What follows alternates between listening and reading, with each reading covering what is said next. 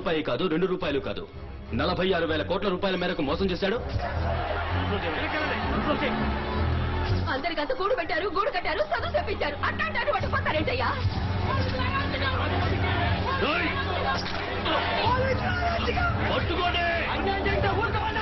కనీసం 10 ఏళ్లైనా కారాగార శిక్ష విధిస్తారు. మా గ్రామంలో 10 ఏళ్ళుగా వేయిన రోడ్డులు 10 రోజుల్లో వేయించారు. నంబర్ 1 ఫ్రాడ్ అండి. ఒక మా జిల్లాలోనే 10,000 మందికి ఉద్యోగం ఇచ్చారండి.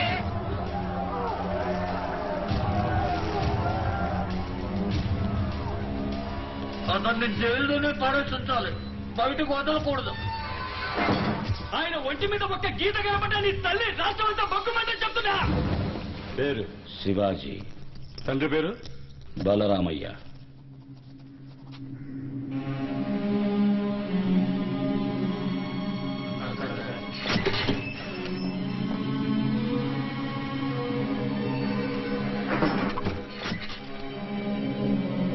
ఏంటి బాబు, మర్డర్ కేసా? మ్మ్హ్. ఫైనాన్స్ కంపెనీ ఏదైనా పెట్టావా? లేదు. సెక్స్ బొమ్మలు తీసి నెట్లో కుదిలావా? మరి ఇంకేం తప్పు చేశావు?